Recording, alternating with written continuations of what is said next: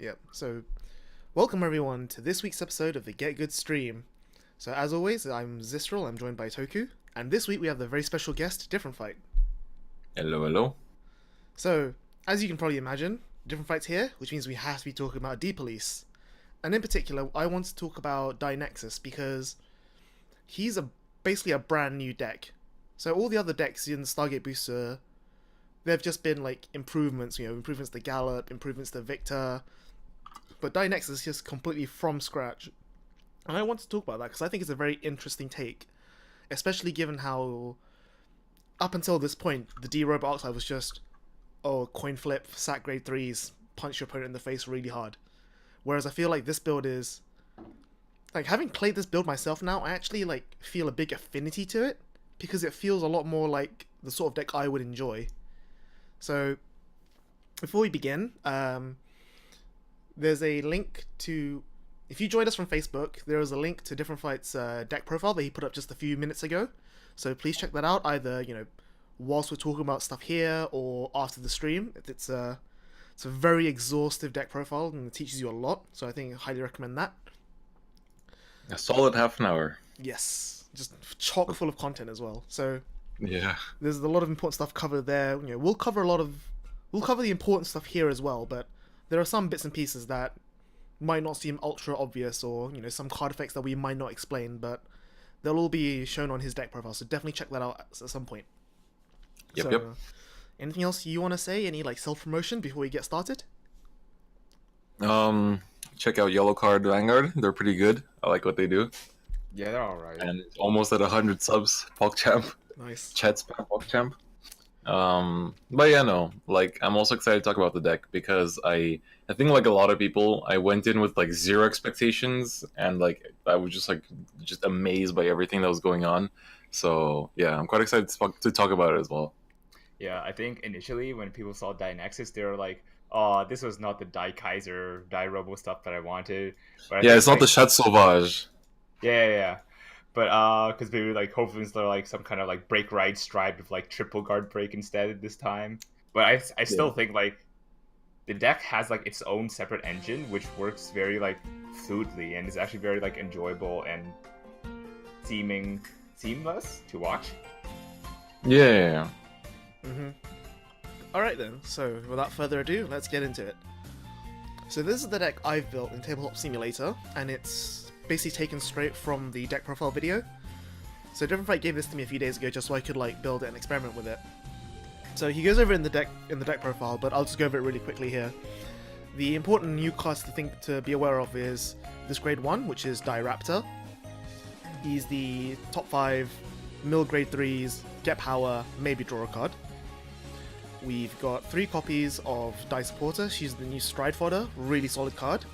As DifferentFight mentions in the video, her actually benefit is the second effect, not the first effect. I mean, she's still a good to be Stride Fodders because you want to use the grade 3s in hand to actually be 10k shields with, but her second effect is what really pushes the deck a bit more. For the new PG, and as you see, the grade 2 lineup is completely changed. So no more Die Resin, no more Die Bazooka, no more Die Jet, none of these. We're going purely all on the offense train. So, Die Ballast is one of the new cards. You said you've not liked it as much, and after playing the deck, I can see why. Because when I first saw this card, I thought holy shit, this effect's ludicrous. But now that I'm actually playing it, I can definitely see why it's only a 2 of, not a 4 of. It really depends on the deck that it's running. I think in Nexus, it's just because the deck doesn't have access to a good CC engine that you can't really get away with that extra counterblast. Yeah. There are some games where I will, let's say my opponent's actually stuck, they miss the G assist, and I'll ride up and I'll call a Diveris with a Laurel behind, and then I'll get a draw off the Diveris because I'll have a bunch of face up counterblast by then because I haven't done anything that game. And then I'll get the Diveris off, I'll get the Laurel off, then another Diveris off, and that's 6 cards in my hand that I just got with my opponent being in grade 2, without even if I didn't, let's say they managed to kill off my starter and I had to go for that kind of thing. So in those cases it's quite nice, but I think in Die Kaiser, pure Die Kaiser, I think Diveris is a better card. Yeah. Because they're you have that extra counter charge that comes back so often. And then I think in Zeal Rush it's pretty good. and then like things like that. But I'm not sure about Gallop yet. I'm like, that's one of the grade 2s I'm really thinking about, but Yeah. I'm not certain on it yet. So like one thing that I actually found in testing that I found was like super sick is that you can call DPolice, and then you can use like you lose the skill from him if you use Hawk, but then having him with the Laurel, like you say, gives you the pressure like, are you gonna let this hit and I'm gonna draw more cards, or you're not let it hit and then I've still got like this 9k attacker that's still gonna punish you for not riding. And like, yeah, exactly. Compared to how the deck was before, like between that and the fact that Raptor's not GB locked, you have so much early game now, and I really like that. Oh, Raptors and just it's magical. Yeah, the Raptor is so nutty. Sets up your drop zones so that like when you first try your Nexus, that like you already have something to tuck under. Yep. That you have something to tuck. Yeah, that's really important. That's in order. Silent Pikachu Z asks, how bad is riding the other grade 3s now that since the deck has no grade 3 searchers? It's not actually the end of the world. Like, you just essentially lose a bit of your advantage, like, from Nexus, because that's like an extra card every turn. But the thing is with Nexus, like, you'll use his call skill like twice. The part that it really sucks to lose is like the the intercept and 10k shield part. But like there have been games where I've had to ride into Dainexus where like it's not the end of the world. Like I just play it out like I used to play the old deck, just like less of the guard like pressure and more of just like, okay, I'm gonna go into Earth and then just keep like fishing for cards. Usually if I can fish into a Nexus and another Stridefighter hand, I might even re-ride, because that's an extra soul that I can use for Magna Dibird anyway. Mm-hmm. Okay. So one of the things I actually want to mention about that is the deck has no grade 3 searcher, so like you said, riding is sometimes not a great consistency, but do you find that this strange, I don't want to call it strange, but it is kind of strange, your ratio, like, has that ever affected you negatively at all? Because you're playing 10 grade 2s and 11 grade 3s. Yeah, usually when I'm mulliganing, I will, like, unless it's Dainexus, I will just put back everything, except for grade 1 and 2, obviously, but like, Dainexus and Daishas go back to the deck immediately. I don't hold on to them. It's, from my testing, like, I think I've had a solid, like, 30-ish games, maybe, like, spread across the last week and a half. I guess it's almost 2 weeks now. But it hasn't really been the biggest problem. Like at first I don't know, for like the first 15 games maybe running around with like 10 grade 3s, so that wasn't as bad, but like with 11, I don't know, I think I've only ever G-assisted in a tournament for a grade 2, and it wasn't the end of the world, because then I called like Raptors and actually got the draw skill off, and then like I just kind of like bounced back from there, so it wasn't too bad. Like the thing is that like even if you have to G-assist, you have so much advantage that like you can go through thanks to like Nexus and Dibarist and like Diraptor as well as Magna Dibird, that like thanks to all that advantage like that you gain from them, even if you do have the G-assist, it's actually not the end of the world. So it's that's kind of like balanced out that way. So like it is a shaky ratio, but the deck like if you ran a shaky ratio like in Daikaiser, there would be a lot less of a way for you to come back from the loss than there is in Dainexus, I would say. Okay. So one thing I want to draw attention to is, I think you mentioned this a little bit in the video, but Dipole is a card I personally really like, so I'm a big fan of all these new 10Ks they're printing in general. But one slight issue with Dipole is that his specific wording means that when you call him, either your Vanguard has to be the grade 3, or you have to reveal a grade 3. Meaning if you are on a stride, and you call a Dipole and you don't reveal, he will lose the 5k. And I think that's I get why that he's worded like that, because obviously like it derobes the archetype, not Overlord, not Darkface, whatever. So they can't just like let you abuse that, but I think that's a bit unfortunate, but I find it quite comedic. But as you said in your deck profile video, most of the times you just call him behind the Vanguard and he just sits there giving your 2 front row 3ks plus 5k anyway. Yeah, exactly. It's like even if you don't, like worst case scenario, you don't have a grade 3, like you're not going to use it to attack anyway. So it's kind of like not the end of the world. But in most games, I usually have at least one spare grade 3. Like the only time in the game when I might not have a spare one is first stride, because then I'll have already had 2 and I'm like using one to stride. So yeah, you know. So like, but in those cases, I'll just call it back. Yeah. one of the things I quite like about these grade 2 10Ks is that, so I spent like a lot of the last few days like aggressively testing Overlord because I just finished off the deck and my friend just wanted to play for a few days. One thing I noticed that even if you have it sometimes in your hand, one really cool thing you can do in playing the grade 2 game is you ride your Dipole, you choose not to reveal so he gets the minus 5k, so during the turn you ride him he's just a 5k Vanguard, then you swing unboosted at your opponents for 5, so it doesn't hit, you deny them the counter blast so they can't Sabreeze you, and then when you pass the turn he goes back to being a 10k on the defense, and I think that's a really solid line of play.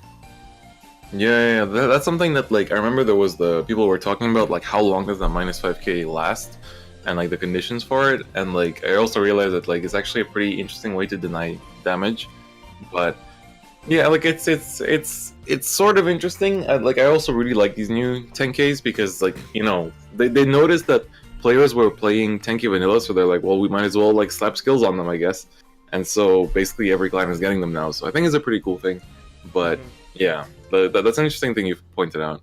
Yeah. So one thing I also want to point out in terms of like plussing here is you keep saying that, oh, this deck has like so much advantage engine, you can just recover from situations. I just want to point out a bit about how Dainexus, you were saying earlier how at first you thought he was just a shitty copy of Gurgit, and you know, like why would you want to be a shitty copy of Gurgit? And between playing this and testing the new Messiahs, I noticed that people give, like, oh, call from the top X cards of your deck, like, a lot of flack for being copies of Gurgit, but it's actually a really solid plussing engine. Like, you save a lot of cards in hand in the long run, especially in the case of Messiah, where you can do it multiple times. And in terms of Dainexus, like, the power you get from it is also really relevant in a lot of cases.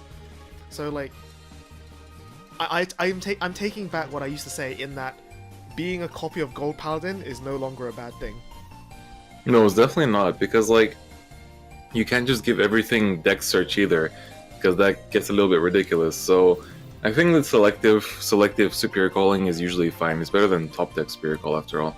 Yeah. So yeah, like I say it as like a detrimental thing, but it really isn't. Like, honestly, it's a pretty good thing. So yeah, I think the only like in terms of like Dainexus, the only problem is the endless counterblast. But yeah, like that's a bit besides the point. So in the G zone, this is where I've differed from your list slightly. So in the video, but actually my list is now the same. Yeah. So like in the video, in your deck profile video, you mentioned that I'm playing 4 Magna Diabird, only 2 Daimax, and you know throughout our discussions and our own testing, like we found that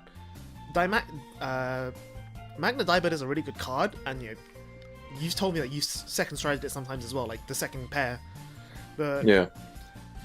In my opinion, I feel that in this current environment, especially, you know, where Overlord and Chaos are like the top decks, having the Daimax is like, to just be a stride that does something on its own no matter what, is just really handy to have. And like something I noticed as well, like you were mentioning earlier how, you mentioned this in the video as well about how, like I don't have, if I don't have 2 Counterblast, I can't really die Earth. And like, sure, you need to have like 4 D-Robo space up to get the maximum value out of Daimax. But even if you just go like Diehawk into a Daimax first, you don't get any value out of it, but you still, you know, get like the 10k, which is like, it's better than nothing. Like, sure, they're probably no guarding the stride anyway, but it turns on the GB2, like, I think it's better than nothing to have, and it just lets you like throw away not so much throw away, but you can just like go into that Daimax, just rid of more pressure without having to worry about like, oh, can I go for the Soul Blast, build lots of hand combo with Magna Diabird yet, or do I have the Counter Blast for Die Earth? Can I afford that? Or can I set up like my X Gallop? Yeah, I think that's an option as well. Like for me, if I'm gonna be forced into something other than Die Earth and First Stride, like I thought that the Magna Diabird wouldn't be that bad, because then like, oh, maybe I'll get like a couple like Soul Blasts off and like get a couple Great 3s in hand, but usually that early on, unless you slap the Laurel, they're gonna take it anyway. But you're not gonna really slap the Laurel anyway, because usually you need Die Earth to like pull up those 2 extra units so that you can actually like have the 4 on the field. So like you might as well Daimax in that situation, but it's overall quite shaky. Like in the end, if you're gonna Diehawk, it's almost always gonna be best for Die Earth to come through. Yeah. But like in the end, like sometimes you just have to, like, good players will put you in that situation. You'll have to deal with it. Yeah. So it's really, especially like if you do right into Dipole, then they're just like, okay, well, I'm gonna like ride my 9k, and then just put trigger power on my, on my starter, and that's it. Yeah, like this is part of the Grade 2 game I was talking about, like, because you're both actively aware that both players need to counter blast. They need it for a breeze, you need it for your die earth, and it's just sort of like this game of chicken about who commits first. Yeah, exactly. Like that's kind of what the state of the game is for a lot of decks, like right now. So looking at the G-Zone lineup, I think a lot of people might be curious to like look at your G-Zone lineup, the G-Guard, because I think DPolice is like one of the widest range of selections for G-Guards out of all the clans. And it got even better. Yeah, exactly. Like Zeal is incredible. So you mentioned in the video you're still playing Dismal, and I think just now we were talking, like just before the stream went live, about how you might cut the Dismal for an X lead. Yeah. So you want to like tell everyone about that? Basically, like, what I was thinking about also, because like I posted the deck profile because I felt like that was like the most solid thing that I can recommend people to play, and part of the reason why I played 4 Dibird and like only 2 Dainexus is also because of like budget options, so that people can like build a deck, like obviously minus the Stark, build a deck a little bit cheaper than like with 4 Dainexus. But what I was personally thinking, because like once I'm happy with the list, I'm still thinking like, oh, what other options could I still pull through? So I was thinking of actually changing the Dismal for an X lead, because like then it doesn't work with Diehawk, but it's still an interesting first/second stride target, because I'm running 6 stands, like resting 3 to like 12k buff my front row and then like get some stands off is a pretty nifty idea. So I was kind of thinking about that, because like thinking is like the reason why is because Dainexus's stride skill works with any stride. It doesn't have to be D-Robo. And because of that, like that's the main reason why I was thinking about it, because then it's like, okay, I can like buff up my power, I can get a unit out that I can also use with X lead. So I was like, you know what, that's pretty cool. And then yeah, the only other change was like I'm gonna put down 2 Magna Dibirds for another 2 pairs of Dimax, which you already did, so that's that. So we'll mention this a bit more when we look at Tony's deck list, because he's got some different G-Guards. But still, like, I think the main one is, I think X Caribou is the big, well, I think it was like the first of the really good G-Guards we ever got. So like, why aren't you running him? Mainly because as things, like as time continued, people are obviously aware of X Caribou's existence, and what I noticed is that, like, let's say Overlord, like he's just gonna, sure, he's got a Penta drive, but his starting swing is still 26k. I can't even get the buffing skill off, so I was always kind of like left frustrated, because people would just like bait me out. They swing for 26 all the time, and like if they do go for like a 30k, it'll be like their last rear guard, and at that point, like, I don't even care about the plus 4k, because I wanted that plus 4k for the whole turn for all the other defenses. So like at that point, it doesn't even matter anymore. And I was always kind of hoping that we'd get another way to defensively pump up power on the opponent's turn. And then Zeal comes in and he's like, hi, you can potentially pay counterblast 1 to give yourself 5k for the turn. And I was like, hell yeah, like that's exactly what I wanted. So the counterblast is a little bit steep, but I only really use it in like matchups like Tavas and things like that, where like they already gave me a lot of counterblast to begin with because of like just how they play. Yeah. And so because of that, like I can afford to do that, because then I'll still have time, like enough counterblast to do my plays. And then like second stride onwards, you don't really counterblast anymore. It's like first stride, that's like the big like counterblast 3, like ouch. But after that, it's like you do G-Guard combo into Atlantis Dolphin, and then like you countercharge from the heal, and then you countercharge from Atlantis. I might even try, like, currently I'm running 4 Cathy, but I might do like 3 Cathy and 1 of the Dolphin. So when I actually do use it for Dolphin, like I can like get 3 countercharges off in 1 burst. So that's like an option. But for now, I think the only reason why I wouldn't do that is because the Dolphin isn't D-Robo. And like I really don't want to add more non-D-Robos to the list. So that's probably like, it's kind of shaky. So that's why I would like do like 1 max. Okay, that makes sense. Yeah. Alright, and then Geo... Yep. Yeah. Go ahead. Oh, just like quickly on Geo 5. Like as I mentioned in the video, like we're in a meta where like Deluge gives you damage and the Purge gives you damage. So like his like extra 5k shield skill is like gonna go off in like almost every game. So yeah, like it's also a good G-Guard still, I think. But the one that I finally bumped up to 2 is Atlantis Dolphin, because this deck struggles with counterblast so hard. So like yeah, I really need that extra counter charge from him. Yeah, Dolphin I think is really good. I think you mentioned in the video that Dolphin only works when your Vanguard is being attacked, but something that Yeah. people might like, unless you like read the card really slowly, something that you might miss on the first pass through is that it's just your Vanguard attacking, not their Vanguard. So like, if their rear guard comes at your Vanguard, you can still Atlantis Dolphin. Yeah, you can still use it. Yeah, I think people might not be used to that because we've got like Abdussalam, Grisfort, and Defeat Flare, like all of these Vanguard on Vanguard only G guards. So Atlantis Dolphin is similar but a little bit different. So just like just throw that out there just so people like be aware of it. Wait. Atlantis Dolphin is when your opponent's Vanguard attacks, not attacks your Vanguard. When your opponent's Vanguard attacks. I believe. Hang on. I'm pretty sure it's when your Vanguard is attacked. Oh no, actually, he's correct. So that you apologized in your deck profile video because like, oh, I Atlantis Dolphined my rear guards. You're actually allowed to do that. Oh, is it the one when? It's the other way around. It's Oh, when really? your opponent's Vanguard attacks anything that you can Atlantis Dolphin. Alright. Nice. Okay, lately I've been reading the Japanese version, so I probably just like misread the two, the Aite and Right. Oops. my bad. We'll go. All right. By the way, like I think that's still it's more flexibility than just Vanguard on Vanguard, which is what I think people would assume in the first case anyway, because that's what's more common. Yeah, Nice catch. nice. We got that. Which means your play was Easy. legal. Huzzah! Huzzah! You're a bit quiet, We too. got 'em. Am I? Little How about now? Nice, better. All right. Alright. So while you're here and you're loud again, let's switch over Yeah. to your list. Give me a minute. It's being uncooperative. Hang on. It's being very uncooperative. Nice. Hit me up with these explanations. You got this. No, he still won't want to work. Still doesn't want to work. Give me a second. Ugh. Nice. Actually, while we're still looking at your list. Oh, yep. Oh, there you go. I got it. And anyways, I'm still going to talk about D-Robes in general. Yep. How fast have you gotten to GB8 nowadays? Oh, it's like ridiculous. It's like first ridiculously ride. fast, right? Because you've got like your first try, which flips one. You've got Dibird, which flips one. You've got Dimax, which flips one.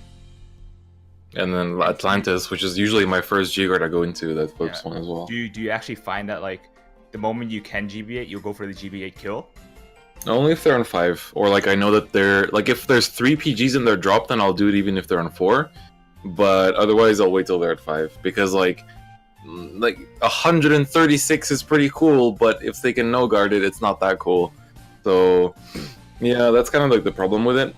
But overall, like essentially, like there's the thing with D-Robos is that there's a stride for every timing, and the one kind of weakness of Dainexus in comparison to Daikaiser is that it doesn't have its strides don't have as much reach, I would say, because like with Daikaiser you could go into Leon when your opponent's on 1 and actually win that turn, because it all comes down to like if they no guard it, I'll check a crit and then like they'll take it, then they'll be on 3 and then they like I have a crit. And the Laurel goes off. I have like my Laurel stood my Vanguard. I have a crit on my Leon, which will guard break, and like then they have to really consider like if they take it, will I get another crit, or do they overcommit? And then I'm like, okay, that's the role of the card is to make you overcommit.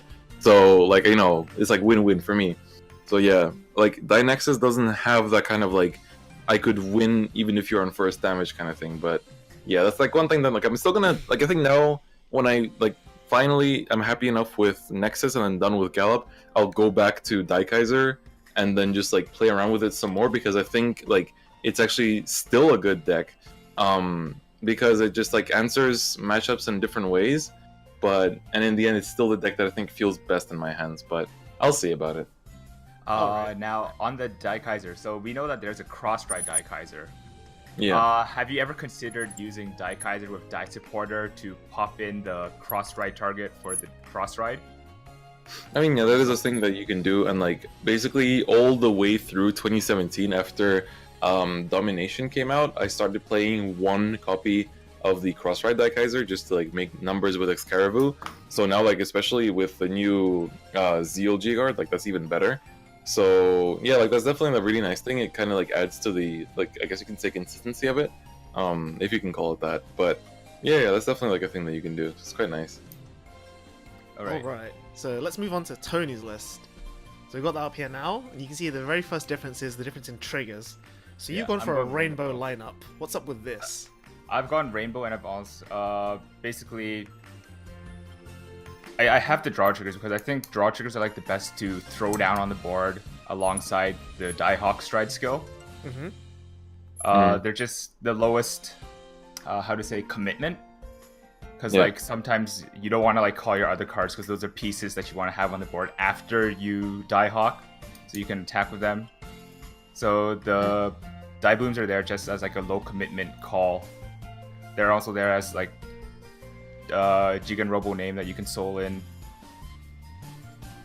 I still run like those like Soul Blast these get 3k crits because you do end up soul charging them because you can call them down, soul charge them in, blast them out, etc. kind of stuff. Yeah. But apart from that, yeah, just the main difference is the 4 draws that I run to cover up the 2 extra crits and the 2 extra stands. I do like the idea of having the 2 Linkas in the deck, so I actually might lean towards that as well. So your PG lineup as well. So Yes. instead of running just the straight 4D Robo PG, you're playing the 1 Grand Monk, which I think is even mentioned in the deck profile video, but like how it's such a good card, and if it was a D Robo, you'd play it. But so why have you gone for the risk of having the non-D Robo name? I've gone for the risk because, like Chris said, you go through the deck a lot, pretty fast as well. So I actually find that I pick up the Grand Monk pretty early, and that way, when I do the Soul Blast Reveal 3 for the Die Bird, he won't show up anymore. But I still find like that Bind Himself, Give Your Field Resist comes up very clutch in some matchups where like they can like Lacus Klein you, they can Lacus Klein you, they can Denial Griffin you, and basically being able to pop resist on like those units just helps a lot. Even that one turn where that one turn is such a hard tempo swing that like they're ready to like Denial Griffin you with like their multiple G guards. They're ready to impede you, but they can't because you Grand Monk them. Yeah, that's true. I have actually like lost numbers thanks to Impede. Right. Yeah, I think that's a pretty interesting choice. I'm only playing 2 Raptors because I'm just gonna skip down to the grade 3s. This grade 3 lineup is pure like anime. So I've got like my 4. I've got the 4 Nexus because that's the main ride. But then I'm running 1, 2, 3, 4, 5, 6, 7 other grade 3s, just like Chris. But these 7 other grade 3s are just like one-ofs for like the pure like I love anime. I'm gonna like power up like just like super dimensional robos. Yeah. Basically, I've got like the Dayusha Reverse, the Break Ride. I've got the like Yampere, I've got Go Eagle. It's like it's basically because like I'm just saying that like okay, wow, all my grade 3s are gonna do stuff now, so I'm gonna like showcase all these sick grade 3s that Die Robos get. Yeah. But yeah. Pretty solid move. One of the things that like you mentioned was you actually don't like Die Barrest a lot. In Dainexus, I had to agree with that. So I actually don't even run 1 copy of him. Instead, I opted to go into Dijet still because you still want to you still want to see the grade 3s and drop that you can tuck in with Dainexus. You still also want them back in your deck. That way you can shield break with the Dimagna. And that also applies to on-hit pressure for the counterblast draw one as well. Yeah. So if like they overguard and you have the Dijets in there, and then you keep managing to like break their guard on the Die Bird, then you're soul blasting, and then you also hit them, so you get to counterblast and draw one again. Yeah, that's true. Like, I actually tested with Digest at first, and I still think about whether I should keep Dibarist or not. But like, there are games when like without writing, like I either gain advantage, like I write to 2, and then like I know my opponent's gonna stall me, so then I call the Diberis, just like start drawing immediately, because I'm like, I'm not gonna like touch my counterblast for ages. I might as well use one before I heal it, you know? Yeah. So it's like, it's that for that the fact that it works in early game that I really use it. But like I've also been thinking about the Dijet, because like I do agree on your point. I still think it's an amazing card, and so it's really shaky, and like it's really hard to choose which one's the better one for Nexus. But I think like they both have their merits. It really depends on your playstyle and like how much flexibility you're willing to have, and like how many gambles you're willing to take as well. But yeah, like you kind of skipped over the grade ones, but I think Raptor is like, at first I also had him at 2, and then I realized just how important he is. I'm like low-key thinking of bumping up to 4, because he's like kind of insane when I think about it, because like just I don't know, the potential to draw an extra card on turn 1 is like, what the hell. Yeah. I also really like Raptor. It's just spacing issues for myself. If I was to go up to the 3rd Raptor, I'd probably cut the 4th supporter. Yeah, I would do that. I don't think you need 4 supporters. No, you don't think you need 4? I play 3, and like low key considering bumping down to 2. I like the second skill, but it's not crucial enough to carry the deck, I would say. Like I think the early game advantage that Raptor can potentially give you is higher than like the extra soul charge that supporter gives you, is the way I'm looking at it. Alright, this is an interesting discussion we should have though, which is like Dice Supporter's stride skill as a whole, because the argument I made earlier was that you want to use Dice Supporter as the stride skill because then you can keep your grade 3s in hand to be 10k shield skill. But then on the flip side, you actually want to discard your grade 3s to stride so that you can tuck them with Dainexus and get triggers off of Magnabird as well. So I think it's a very interesting two-way coin. Yeah, so it's like, it really depends how the game paces out. If you got your Raptor off, then you'll use Dice Supporter because you already have a grade 3 in the drop. If you didn't, then you're going to use a grade 3 because you need a grade 3 in the drop. So really, like, it depends how the game goes down. Like, in the latter case, you use Dice Supporter the second stride probably, and then in the former, then you can just use it immediately. So it really depends, but it's a good card. But again, like, it's space, so it really depends what you value more, I think. So finally, to round off Tony's deck list, we've got very similar to G-Zone to what we have in Chris's deck profile. The 4 Magnum Diebird as originally, which we're now changing to 2 Diebird, 4 Dimax. So the G-Zone, the G-Guard lineup is similar, except here we've got X Scaravu instead of the second Atlantis Dolphin. And we discussed this a little bit earlier on, but you saying that you now dislike X Scaravu, but you can still see what you might run one of. So why do you still like it, Tony? No, me, after like talking with you guys like before the even stream, I was just like, wait, you're right. Why do I even run X Caribou? Like, fucking Zeal is X Caribou but better. No, I'll tell you why you run X Caribou, because it's SP. That's true. Yeah, I actually have an SP in English too, so I'm like, Do you use X Caribou to flip with the Atlantic Dolphin? There you go. That's basically what I was doing with it for the last half a year. Nice. But basically, what I want to do is I actually really like that Diehawk. Wait, so I actually like that stride into the X lead stuff. Because like if they deny you counterblast, but they also match your ride, then you have like a really solid first stride. Then you have a really solid first stride. You can, like, if you cheat a grade 3 off of Dainexus skill, then you only need to tap 1 to hit the burst threshold for X lead. Yeah. Well, quick shout out, thank you to Orangey Reiji for following. So, thank you. One thing I actually want to mention that's quite like having think about now, like you just mentioned, I only just realized to myself that you can stack the Dainexus stride skill with X lead so that you hit the grade 3, your X lead gets plus 11 from the stride skill, so he becomes 37.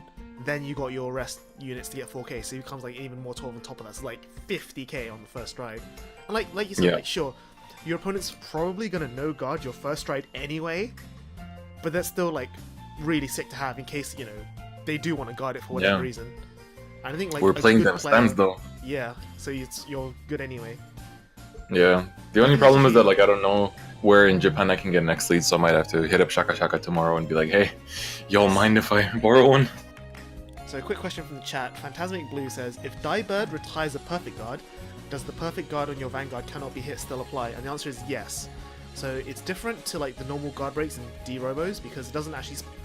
if you look at like say Linker or Daikaiser's Break Ride or Daikaiser Leon, it says you just retire your opponent's Guardian, and that card's effect of your opponent's cannot be hit is nullified. Whereas Magna Diver doesn't say nullify the effect; it just says retire the Guardian. Which is like, I think you mentioned in the video is that you still don't care, and that you're going to use Diebird on the PGs anyway, just for the chance to draw a card. Yep. Which is, I completely agree. Like, at first I agree with you. Like, at first when I saw Mag Diver, I was like, this card's kind of okay. It's, it feels like a worse Leon. And then like playing it now, like you go, holy shit, I get 4 soul for free with like Die Hawk, and then just draw 5 cards. Like, this is unfair. Yeah, and then like Die Crusher gives me soul, and like Dainexus, the Stride Fodder, basically gives me soul. Like all these random things are giving me soul, and I couldn't be happier. So yeah, plus like almost all your triggers give you soul. Like both your stands go in the soul. If you play the draw, it goes in the soul. So it's like, hey, why not? It'd be like it almost feels like what's missing is just the grade 1 D Robo with on play Soul Blast 2 Counter Charge 2. Yeah, I always think about that. Like, oh, just would you please. play that if that existed? Yeah, I would. It's like I'd cut Laurel for it. Holy shit. Like it's that. Like especially like, in Daikaiser I wouldn't, but like in this, like oh my god, yes. Yeah, because I guess you need the resources and you've got like 50 bajillion soul all the time. Yeah. Soul's Infinity Counter Blast is actually limited, so yeah. There's a lot of timing issues where you get 5. You have to be really careful. Yeah. Like ridiculously careful. So real quick, let me just swap back to the other list for a second. So looking back at this again, what would you say, other than the counter charge engine, like what else would you say is missing from the deck? Like what else do you think it could be improved? Resist, honestly, like that's why like now after seeing that 20 plays 1 monk, I'm low-key like, hey, maybe I should try that. Just because like my only reason not to play it is the name not being durable.